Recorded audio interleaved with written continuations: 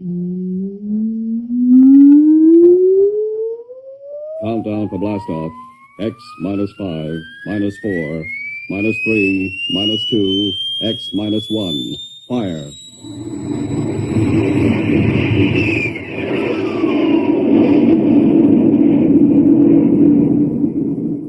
From the far horizons of the unknown come tales of new dimensions in time and space. These are stories of the future, adventures in which you'll live in a million could-be years on 1,000 maybe worlds. The National Broadcasting Company presents X minus 1.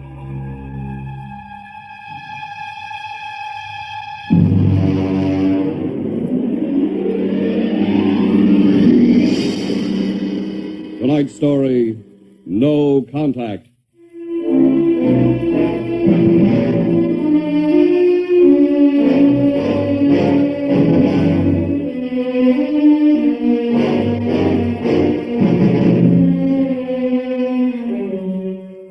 It was in the year of 1982 that spacemen first discovered the Great Galactic Barrier. In the past 10 years, rocket travel to the moon and the nearer planets had become commonplace. And then men fixed their sights on a more distant star, the remote planet known as Volta.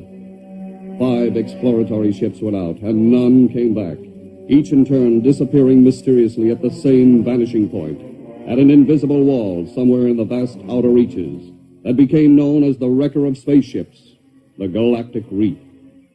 And yet, the explorers refused to admit defeat. It was on June the 2nd, 1987, that the rocket Star Cloud made ready for takeoff, the 6th to attempt to crack the barrier and win through to Volta. Now hear this. Condition green.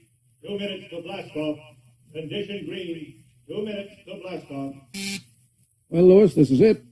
I don't suppose you'll be needing the ship's doctor up here on the bridge during blastoff. I think not, Smitty. There's little chance of acceleration bends in these new overdrive ships. I'll be in my office then, counting vitamin pills if you need me. It's only a few steps. Good luck, Lewis. Thank you, Smitty. Lieutenant Collier. Yes, sir? You're relieved. You'd better get down to navigation control and take over. Yes, sir. Lieutenant. Yes, sir? We've never flown together before. This is your first flight in a space vessel as big as the Star Cloud. Yes, sir, but I was trained in oversized jobs at the Naval Academy. Well, if you're half as good a navigator as your father was, you'll do fine. Thank you, sir. Did you ship out with my father? I served under him on one of the first rocket runs to the moon. I see. I almost went along on his last trip to the barrier. Too bad about that. Yes, sir. That's all, Collier.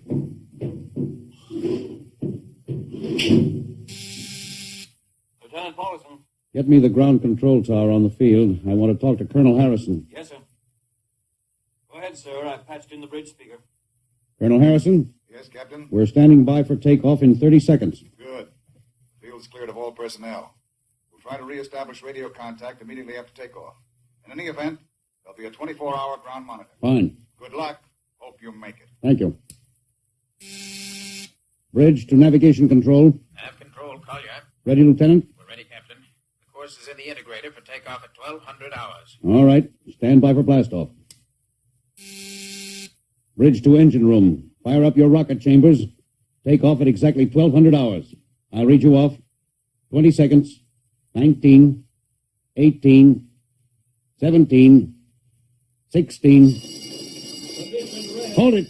Revoke all orders. Who turned in that alarm? Paulson, sir, we've uncovered a stowaway. Stowaway, where? Hiding in sick bay. Dr. Smithson found him. Have him brought up to the bridge. Engine room, kill your rockets and stand by. Thorson, this is Colonel Harrison in ground control. What's holding you up? Trouble. What's the matter with you? What's the matter with you? There's a stowaway aboard. Stowaway? Yes, I thought your men were supposed to police this base. What's the All matter right, with you? Captain, take it easy. You know what this delay can do to us, don't you? 1 minute later takeoff can throw us 1,000,000 miles off course. We'll have to reintegrate the whole works. Well, look, how long do you think it'll take? Don't bother for me for a while. I'm busy. Stupid idiot. Captain Paulson? Yes, come in, Smitty. Here's your stowaway. Well, Port Marshal. Oh, Charlie. Can you use a good radio man, Skipper? Well, I see you two have met. Met. Skipper and me made 50 trips to the moon together. Didn't we, Skipper? Charlie, if you wanted to come along, why didn't you volunteer? I did, Skipper. They turned me down. Now, what's wrong with you? Acceleration bends. They said my arteries wouldn't stand another trip. Oh, I'm sorry to hear that. But they're wrong, Skipper. I got one more good trip in me. Listen, Skipper, you know that these green kids, they don't know the first thing about space radio operation. Now, you put a man like me on, and I'll be getting you bedtime stories from Mars. Charlie, you know the regulations as well as I do. I can't take you much as I'd like to. Colonel Harrison will murder me for this. Well, I'm sorry, Charlie. I'll have you put aground. I'll tell you what, I'll ask Harrison to put you on as ground radio contact. It'll seem as if you're right here with us. He won't do it, sir. Well, he'd better. I'll have him busted to corporal for letting you sneak aboard. Look, Charlie, you better be off. Paulison. Yes, sir. I'm sending this man aground. Give him time to clear the launching platform. Yes, sir. So long, Charlie. I'm sorry. Good luck, Skipper. I thought you were going to have him drawn and quartered. If it had been anyone else, I would have, Smitty. But Charlie, well, he was kind of special. He's been with me since my first command when we began the regular run to the moon. And if he wanted to come along this time, well, it's only through loyalty to me. You know, Lewis, I didn't realize it before, but you're almost human. Captain Dawson, nav control, Collier. Oh, yes, Lieutenant. How badly are we fouled up? Can you recalculate the course, or shall I cancel the takeoff? I've already plotted a new course on the integrator, sir. If we take off in exactly 30 seconds, we'll need to correct for only a 1-degree deflection. I can do that before we breach the stratosphere. That's quick work. Are you sure? Yes, sir. Positive, sir. All right, Collier. I'm putting it in your hands. We'll blast off on your signal. Bridge to engine room. Prepare to blast off on navigator's signal.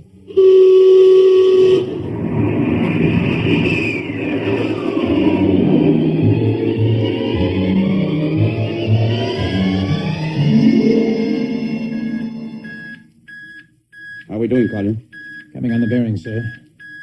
That's 4, 3, 2, 0. We've intersected the course vector. Good work, Collier. Course is corrected, sir. We're ready to go into atomic overdrive anytime you say. All right. Stand by. Yes, sir. Now hear this. Now hear this.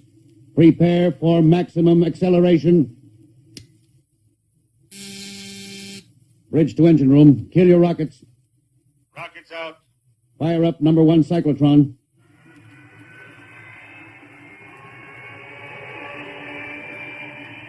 Number 1 ready.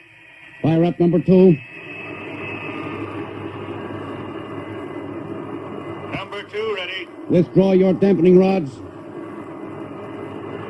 Fission chamber ready. Blast tubes cleared. All generators operating at capacity. Take it over, sir.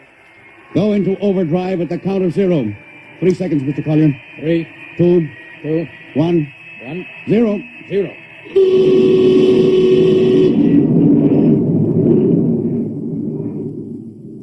How are we doing, Collier? On course, sir. She's running hot and true. My compliments, Lieutenant. This job would have done your father credit, and he was the best navigation officer I ever saw. Oh, thank you, sir. Start your gyros. Put her on robot control.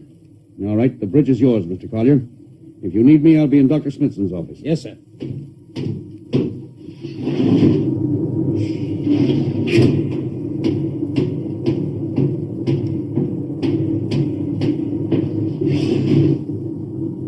Lewis, I see you got us off the ground. You can thank young Collier for that.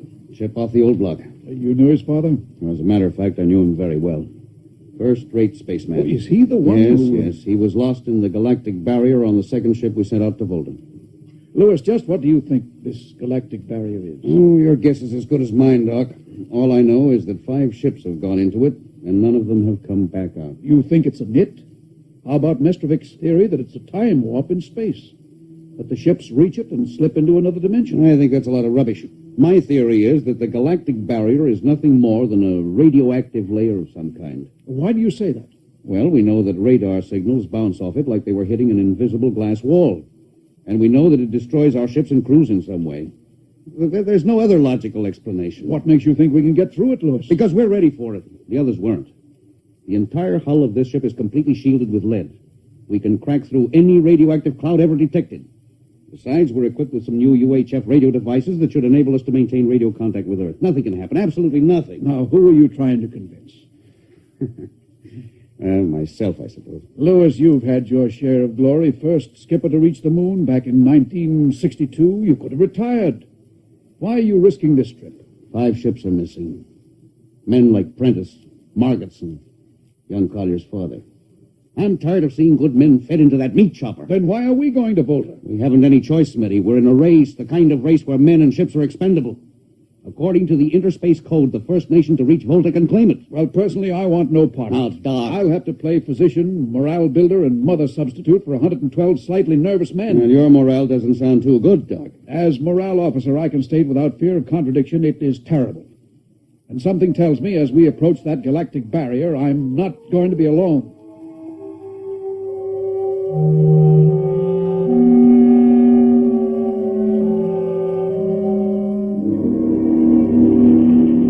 Hello, Earth. Hello, Earth.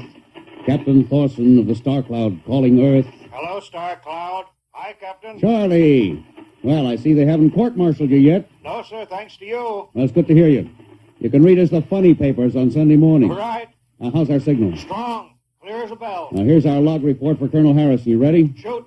June 2nd, 1987. 4 weeks out from Earth. Running through. No radiation. Operation normal. Still making our approach to the galactic barrier. That's all, Charlie. See you later. Good luck, Captain. I sure wish I was with you.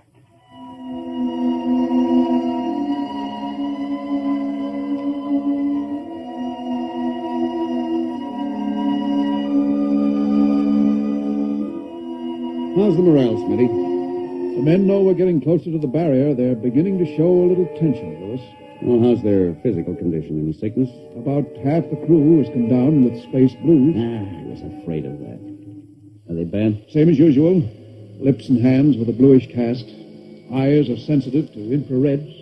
I don't know. When I first started flying these tin cans, nobody ever heard of space blues. Well, now there's a theory it's caused by the terrific acceleration of atomic overdrive. Change in gravity affects the circulation. What do you think? I think it's psychosomatic. I've noticed that the same men who get space blues under tension on a ship tend to get blue coloration back on Earth when they're upset.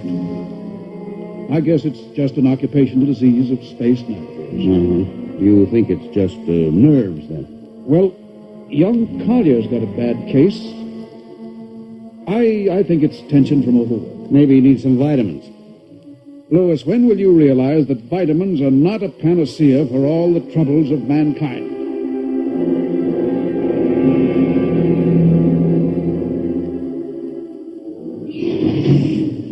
Sir, I understand that you relieved me from duty. Well, Dr. Smithson says you aren't looking very well, Collier. I'm giving you a rest. Sir, I feel perfectly able to continue. Your lips are as blue as Minnetonka. Captain, I'd like to remain at my post. Don't be foolhardy, Lieutenant. I'm not being foolhardy, sir. I have a special, personal reason for wanting this expedition to reach Volta. Your father? Yes, sir. You think he might still be alive? I have to find out what happened, sir. I think I understand. Very well, Collier. Report back to duty.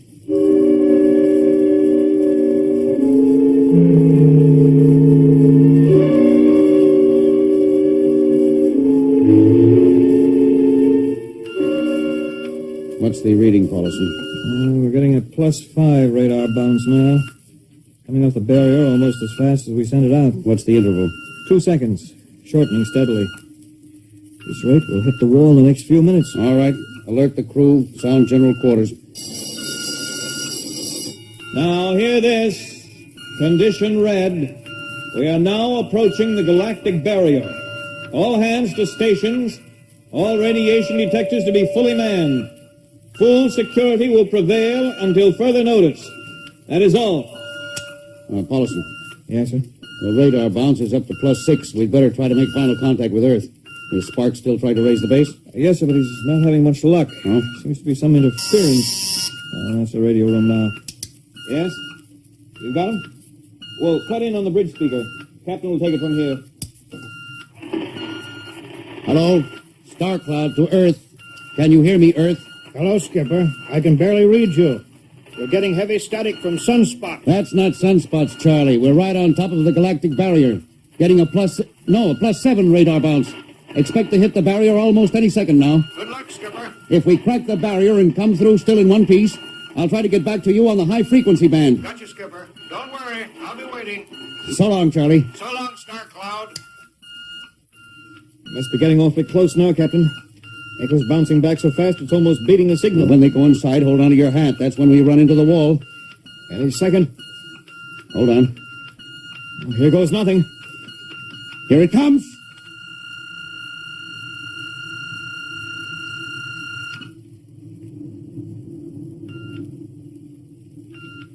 Captain,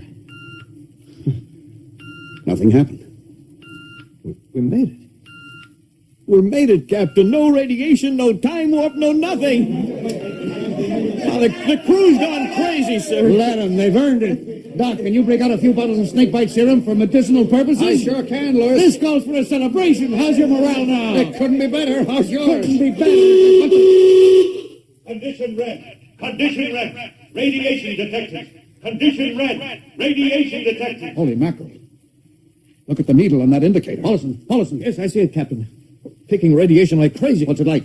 That's a strong impulse. What kind? I don't know. It's too long for a cosmic ray, too short for UHF.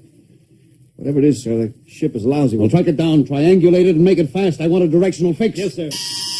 Engine room. Yes, sir. We're picking up radioactivity. Is the fission chambers? No leak here, sir. Check your gauges. Nothing here, Captain. Must be coming from outside. Damage control. Is our lead shield leaking radiation? We'll keep at it. Paulson, how are you doing? I've got to fix it, Captain. Well, what is it? Well, I'll have to recheck my figures. Well, hurry it up. Angle is correct, but I Come don't... on, man, for Pete's sake. Where's the radiation coming from? Sir, it's coming from inside the ship. That's impossible. No, sir, I've checked it Well, it's twice. got to be the engines, then. If it is, sir, we're finished. Engine room. Yes, sir. That radiation must be in the overdrive pile. No, sir. It isn't here, sir. Are you certain? Yes, sir. All right, keep checking. There's only one thing left to do. Paulson, get a Geiger counter. We're going to start combing this ship inch by inch. Yes, sir. All right, turn it on. Yes, sir. All right. Ready, Captain. We'll check the atomic guns first. Come on. We'll cut through the officers' quarters here to ordnance. Now turn here. Wait a minute, sir. Huh? What is it? The signal's weaker now. Yeah. Let's go back. Hold it. Seems strongest right about here. Doesn't make sense. Whose cabin is this? Lieutenant Collier's. Collier? Oh, he's down in that control, sir. Oh, I'll try the door. It's not locked, sir. Oh, it's in here, all right. Listen to that counter. Strongest over here. Open that wall cabinet. It's locked, Let's sir. smash it. Shut off that Geiger counter. Now, what do you make of this, Paulson? Well, it looks like some sort of portable transmitter, sir. Must be foreign manufacture. I don't recognize the calibration symbols at all. I've never seen anything like it. Which raises a small question. What is Lieutenant Collier doing with a transmitter in his cabin? I don't know, sir. Well, I intend to find out, Paulson. Get down to nav control and bring Collier up to the bridge on the double. Well, hadn't we better find some way to shut this thing off first? I know a way.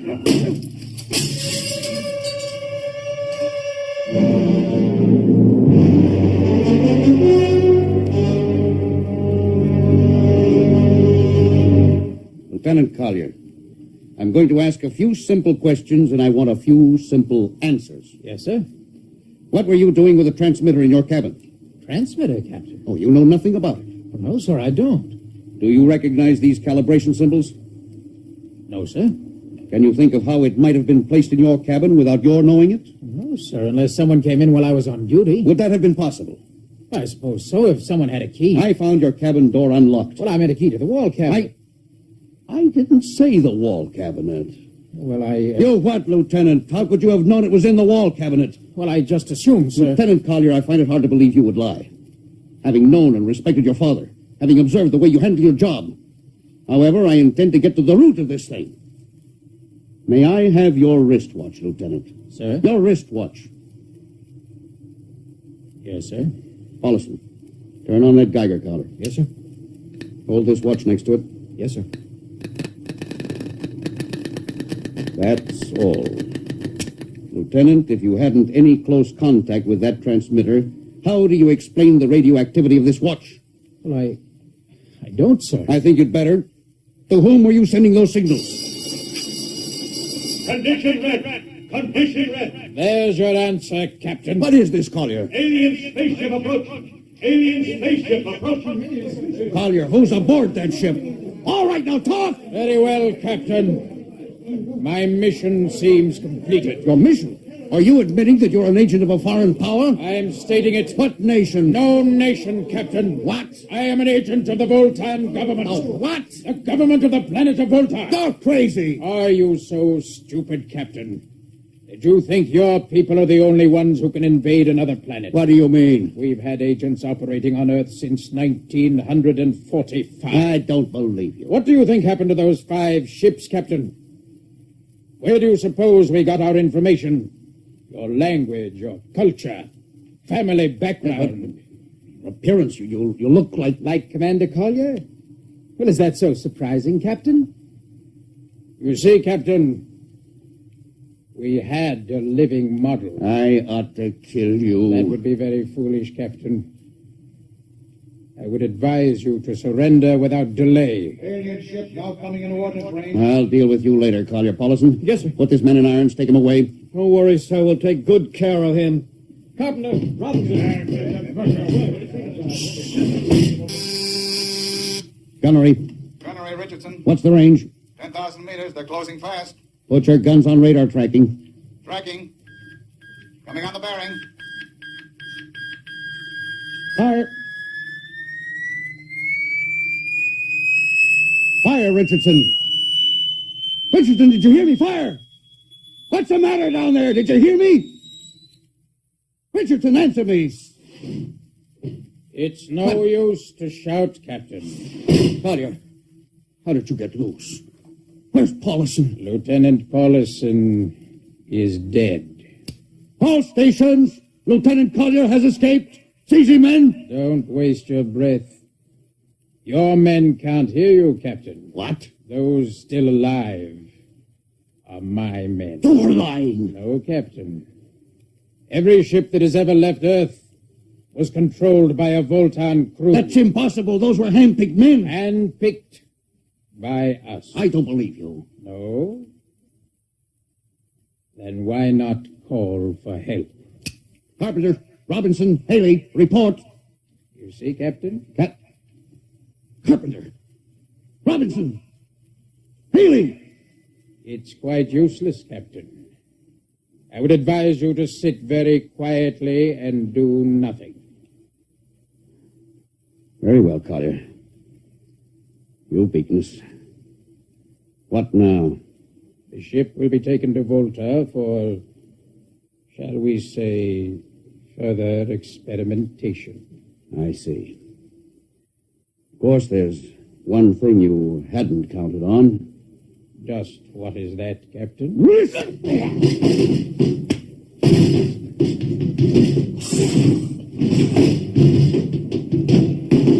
Carpenter! Are you in there, Lieutenant Carpenter?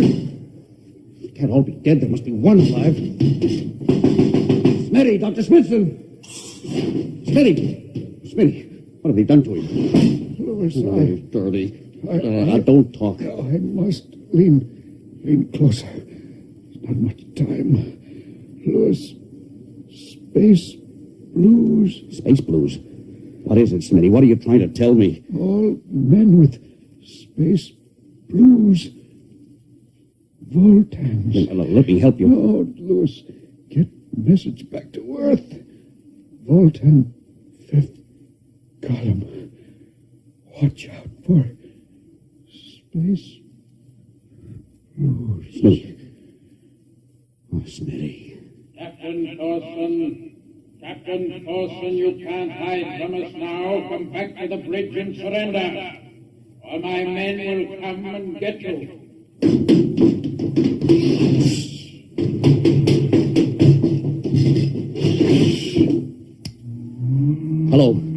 Hello. Star Cloud calling Earth. Oh, please, God, let me get through before it's too late. Hello. Star Cloud to Earth. Come in, please. Come in, please.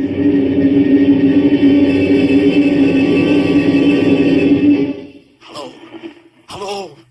Star Cloud to Earth. Captain Thorson calling. Charlie, come in, please, hurry. Hello. Oh, hello. Can you hear me, Charlie? Skipper, is that you? Are you getting my signal? It's coming in a little louder now, Skip. Keep sending. God, now look, Charlie, listen to me. Not much time. Get word to Colonel Harrison. Crew mutinied. Most of crew members, Fultons. What? Fultons. Spell that. V-O-L. Fultons. That's right. They're from the planet Volta. Skipper, are you all right? Now, Charlie, this is serious. They'll be here any second. Now, listen, they have a fifth column on Earth. They're planning to invade you. You mean it? Of course I mean it. Tell Harrison, posing as humans. You can detect them by space blues. You got that? Only Fultons get space blue. Charlie, did you hear me? Space Blue. I get you. They're breaking in, Charlie. I'm depending on you. Warn everybody. Captain. They've opened the door. So long, Charlie. Tell Hannah. Captain Thorson. Hello. Hello, Star Cloud. What's the trouble, Sergeant? I was just trying to raise the Star Cloud, Colonel. Had any luck? No, sir. No contact. No contact, eh? No, sir. Well, nearly an hour since they hit the galactic barrier. I don't understand why they haven't tried to get a message back. No, sir. Neither do I. Oh, all right. I'll take over for a while. Yes, you do that, sir. It's all yours. Right. Oh, and Charlie, you better go out and get yourself some coffee. You look a little blue around the gills.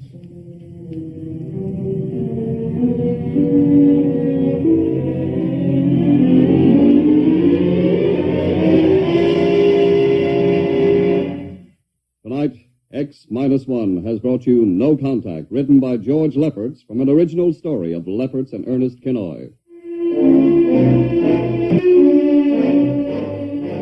Featured in the cast were Louis Van Ruten as Captain, Donald Buca as Collier, Wendell Holmes as Charlie, and Bill Griffiths, Bill Smith, Matt Crowley, and Ken Williams. Your announcer, Don Pardo. X-1 was directed by Fred Way and is a transcribed NBC Radio Network production. And now, next week. When you want to take over a world, you naturally look for its weak point, some way to catch its people off guard. We live in a world where everybody loves a parade, a world of press agents and publicity stunts. But who would ever dream that invaders from outer space would take advantage of that weakness and actually hire a press agent to advertise their coming? Who would believe it was anything but just another publicity gag? At least, not until the terrible moment when it was already too late. The moment of X-1.